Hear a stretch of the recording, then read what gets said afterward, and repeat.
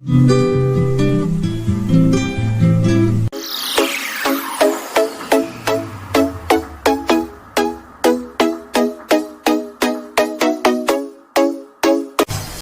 guys, perkenalkan nama saya Saski Miranda, NIM saya 1101200012.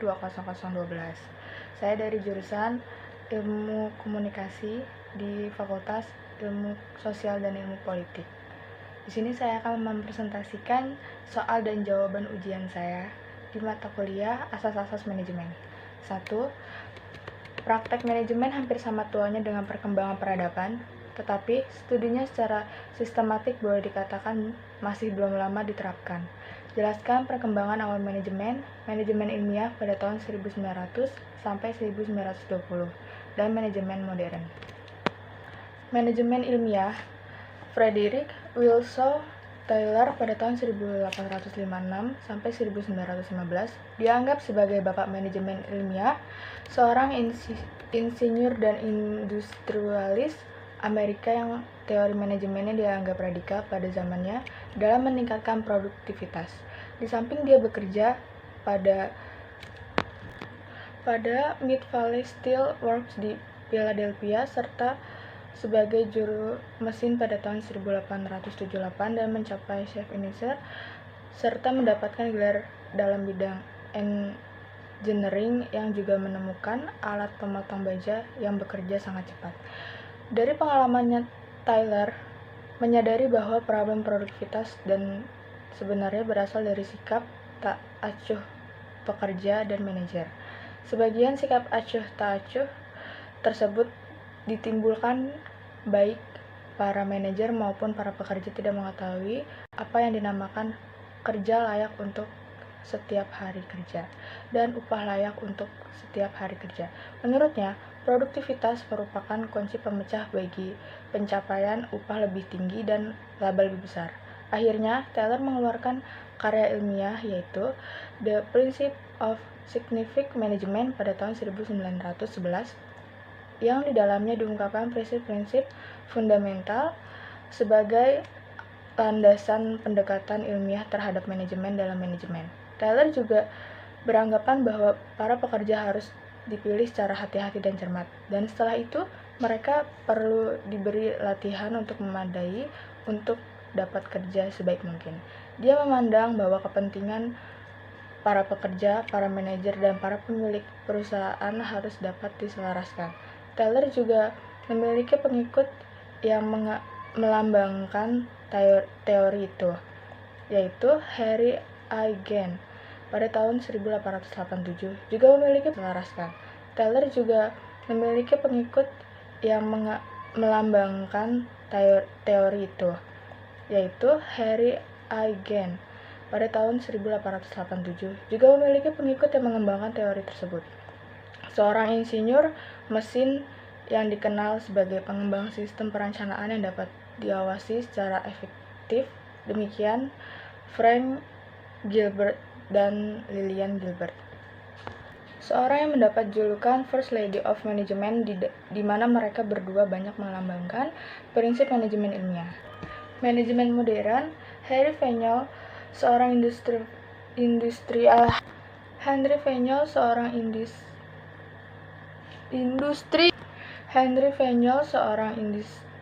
industrialis perkembangan Prancis merupakan bapak manajemen modern.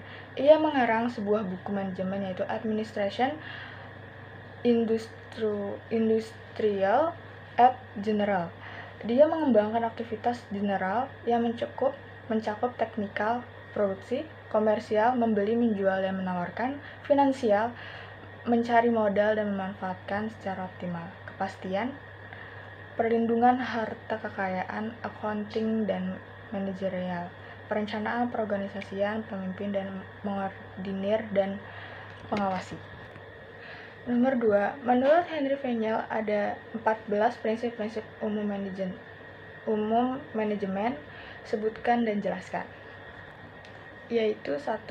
Pembagian kerja. Prinsip ini sangat penting karena adanya limit factor, artinya adanya keterbatasan manusia dalam mengerjakan semua pekerjaan, yaitu keterbatasan waktu, keterbatasan pengetahuan, keterbatasan kemampuan, keterbatasan perhatian. Keterbatasan ini mengharuskan diadakannya pembagian kerja. Tujuannya untuk memperoleh efisiensi organisasi dan pembagian kerja yang berdasarkan spesialisasi sangat diperlukan baik pada bidang teknis maupun pada bidang kepemimpinan. Asas pembagian kerja ini mutlak harus diadakan pada setiap organisasi karena tanpa adanya pembagian kerja berarti tidak ada organisasi dan kerjasama di antara anggotanya. Dengan pembagian kerja ini, maka adanya guna dan hasil guna organisasi dapat ditingkatkan demi pencapaian tujuan. 2. Kekuasaan dan tanggung jawab. Menurut asas ini, perlu adanya pembagian wewenang dan tanggung jawab antara atasan dan bawahan. Wewenang harus seimbang dengan tanggung jawab. Misalkan, wewenang sebesar X, maka ditanggung jawab pula sebesar X. Wewenang menimbulkan hak, sedangkan tanggung jawab menimbulkan kewajiban. Hak dan kewajiban menyebabkan adanya interaksi atau komunikasi antara atasan dan bawahan. Ketiga, disiplin. Menurut asas ini, hendaknya semua perjanjian atau peraturan yang diterapkan dan pemerintah, atasan, serta dihormati, dipatuhi, serta dilaksanakan sepenuhnya.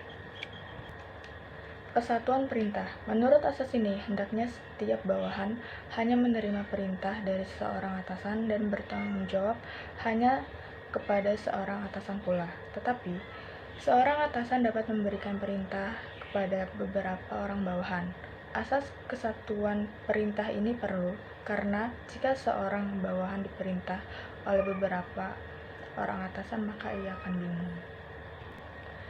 Selanjutnya ada kesatuan arah. Setiap orang atau sekelompok bawahan hanya mempunyai satu rencana, satu tujuan, satu perintah, dan satu atasan supaya terwujud kesatuan arah, kesatuan gerak, dan kesatuan tindakan menuju sasaran yang sama berhubungan dengan karyawan, sedangkan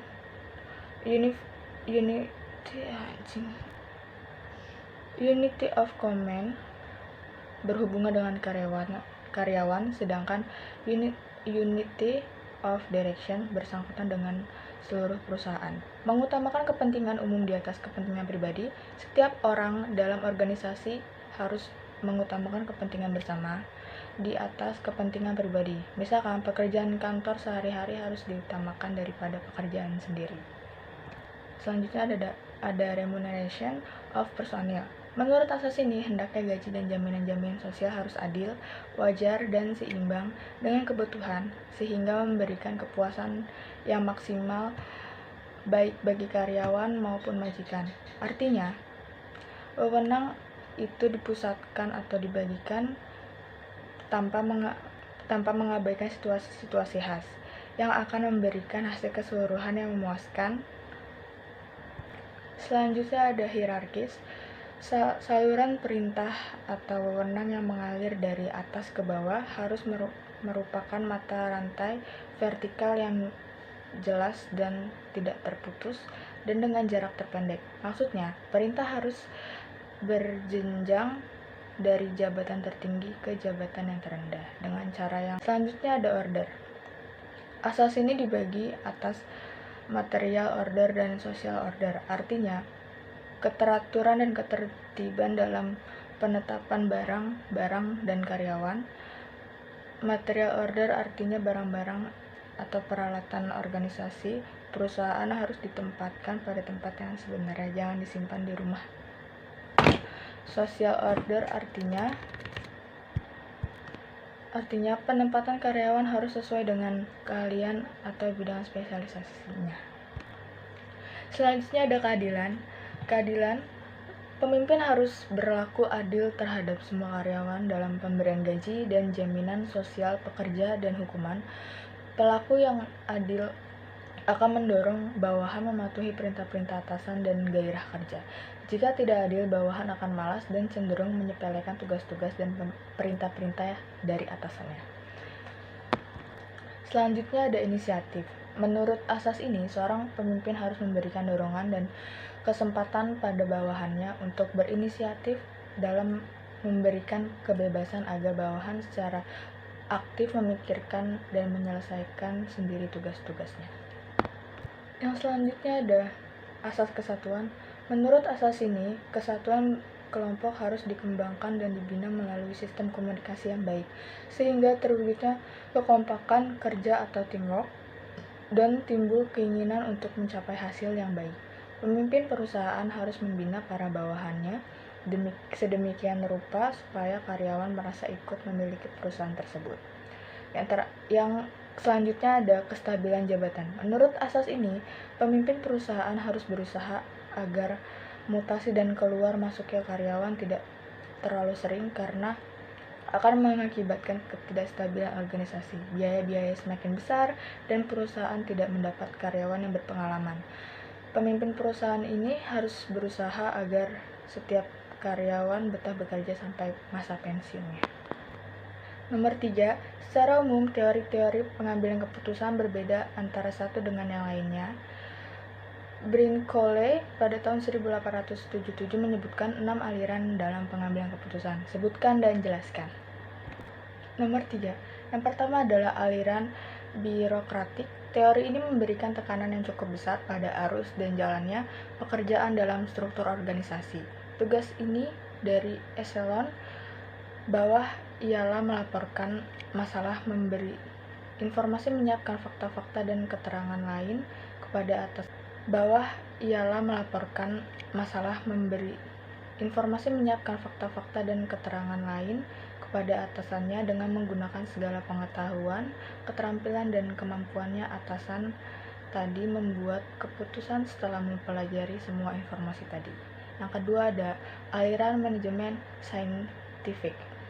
Teori ini menekankan pada pandangan bahwa tugas-tugas itu dapat dijabarkan dalam elemen-elemen logis yang dapat digambarkan secara saintifik.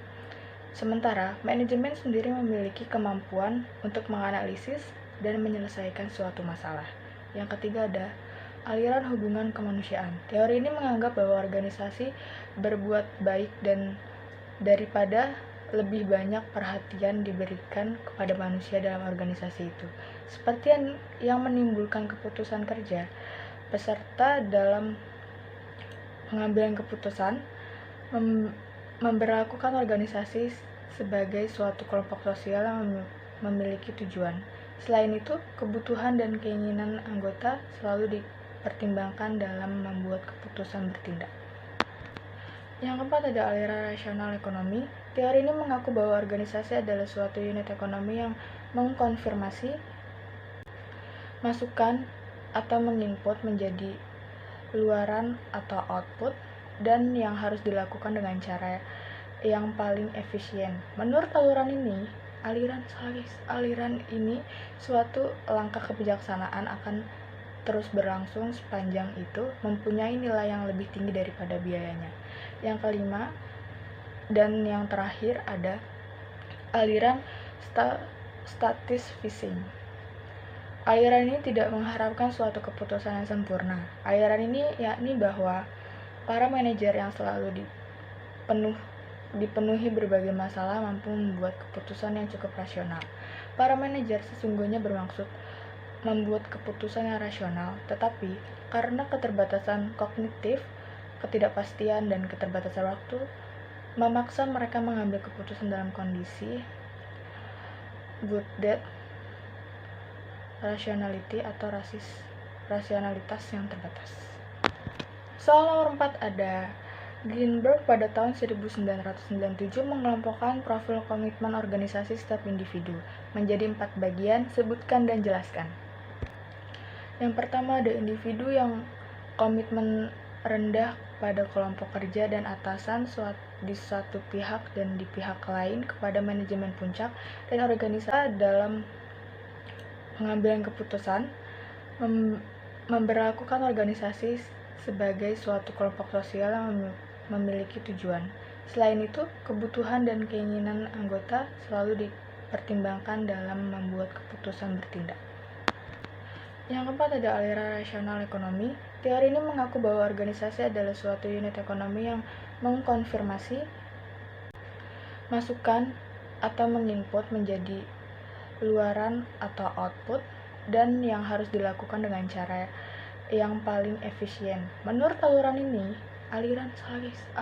ini suatu langkah kebijaksanaan akan terus berlangsung sepanjang itu mempunyai nilai yang lebih tinggi daripada biayanya. Yang kelima dan yang terakhir ada aliran statis fishing. Aliran ini tidak mengharapkan suatu keputusan yang sempurna. Aliran ini yakni bahwa para manajer yang selalu dipenuhi berbagai masalah mampu membuat keputusan yang cukup rasional. Para manajer sesungguhnya bermaksud membuat keputusan yang rasional, tetapi karena keterbatasan kognitif, ketidakpastian, dan keterbatasan waktu, memaksa mereka mengambil keputusan dalam kondisi good debt rationality atau rasionalitas yang terbatas. Soal nomor 4 ada Greenberg pada tahun 1997 mengelompokkan profil komitmen organisasi setiap individu menjadi 4 bagian, sebutkan dan jelaskan.